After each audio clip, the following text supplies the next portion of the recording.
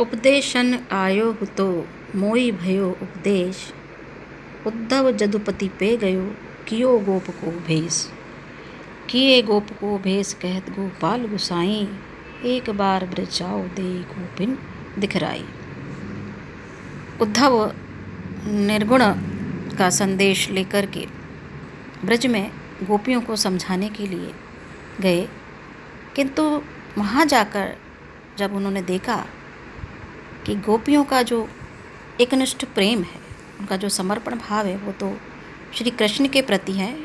उनके मन में कोई अन्य कैसे समा सकता है। वे उनकी तर्कों के आगे, जब उद्धव और गोपियों का प्रसंग जब चलता है, वे निरुत्तर हो गए। और जब वे समाचार लेकर के ब्रज से कृष्ण के पास पहुंचते हैं, गोपियों से सम्मानित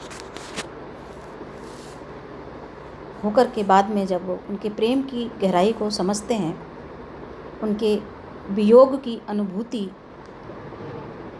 उनके प्रेम की अनन्यता, उनके अखंड प्रेम और उनकी व्याकुलता, उनकी विरह वेदना को समझ करके जब वे संदेश लेकर के कृष्ण के पास जाते हैं, वे उससे कहते हैं कि एक बार जाकर के गोपियों को दर्शन अवश्य दो। वे आपके विरह में अत्यंत व्याकुल है, अत्यंत दुखी हैं। तो देखिए, श्री कृष्ण उद्धव के प्रति जो बात कहते हैं, उनसे वचन कहते हैं, वो क्या कहते हैं? ऊधो मोहि ब्रज बिसरत नाही, हंस सुता की सुंदर कगरी और कुंजन की छाई। वे सुरभि वे बच्चे दोहनी खरिक दुहावन जाही। ग्वाल बाल मिल करत कुलाहल नाव नाचत गाय ही गई गई बाही। वो कहते हैं कि मैं भी कहाँ ब्रज को भूला हूँ। ऊधो मोहि ब्रज बिसरत नाही। वे भले ही उन सबको छोड़ करके मथुरा चले गए, किंतु उनके मन में जो ब्रज और संपूर्ण ब्रज मंडल के प्रति जो गहरा प्रेम था, वे आज भी उनके हृदय से निकला नहीं है। वो कहते हैं कि मैं भूला नहीं हूँ, वो यादें आज भी मेरे मन में समाई हुई हैं। और जैसे उद्धव ने ब्रज के लोगों का प्रेम भाव का परिचय करके दिया, तो और अधिक भावुक हो गए और कहने लगे, हे उद्धव, मुझे भी ब्रज कहाँ भूलता है।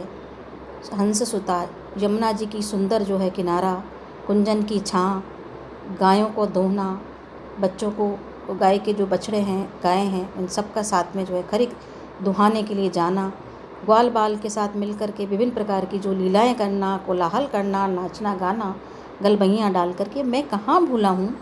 ये मथुरा कंचन की नगरी मणि मुक्ता हल जाए।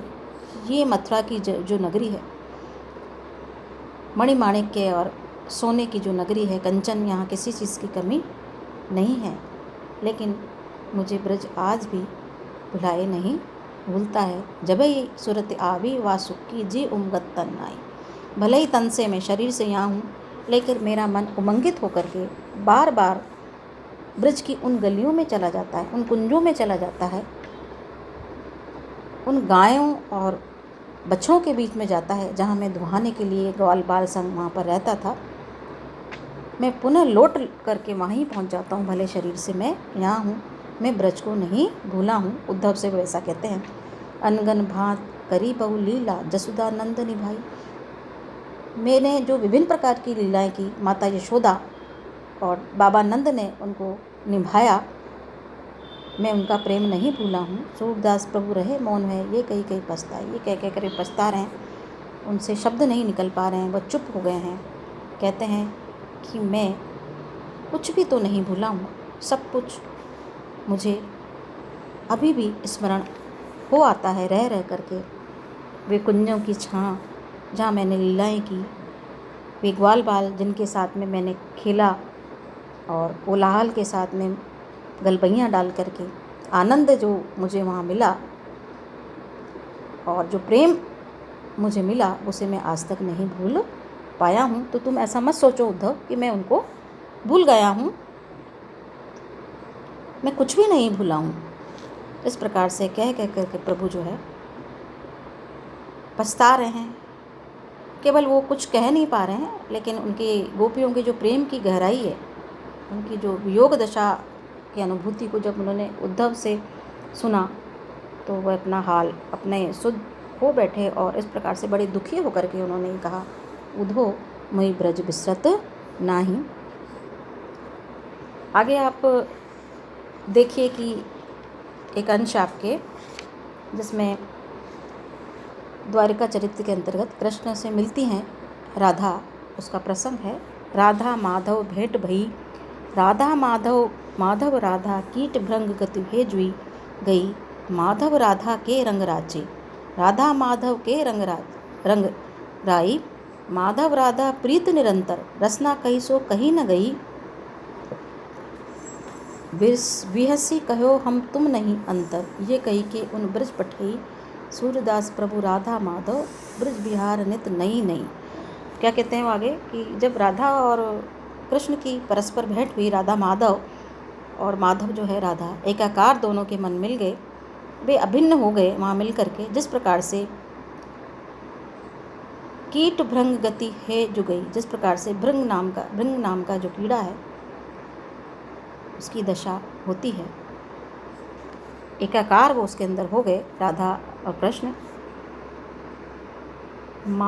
माधव राधा के रंग राचे, राधा माधव के रंग रही, मतलब दोनों एक दूसरे के रंग में रंग गए, दोनों के मन जो है मिल गए वहाँ, और राधा माधव के रंग में डूब गई। क्योंकि दोनों का प्रेम कैसा है, एक दूसरे के प्रति समर्पण भाव का एकनिष्ठ प्रेम है, स्थायी प्रेम है, उसे वाणी से नहीं कहा जा सकता। माधव राधा प्रीत निरंतर, रसना कही सो कहीं न गई, उससे शब्दों के माध्यम से उसका वर्णन नहीं किया जा सकता, वो अनुभूति की बात है, वह अवर्णनीय है। बेहसी कहो हम तुम नहीं अंतर, कृष्ण ने राधा को समझाते हुए कहा कि हम दोनों के बीच में कोई अंतर नहीं है, हम दोनों एक हैं। और इस प्रकार से राधा को सांत्वना देते हुए, समझाते हुए उन्होंने उसे वापस राधा को ब्रज, सूरदास प्रभु राधा माधव ब्रज बिहार नित नई नई, वापस भेज दिया। इस प्रकार से सूरदास के प्रभु राधा माधव का ब्रज में नित्य नया नया जो है एक प्रकार से विहार होता है, विचरण होता है। वो कहते हैं कि हम एक दूसरे से क्या नहीं हैं, अलग नहीं हैं, तुम और मैं एक ही हैं। इस प्रकार से कृष्ण जो है राधा को और राधा जो है कृष्णमयी हो गई है, एक दूसरे के रंग में रंग गए हैं।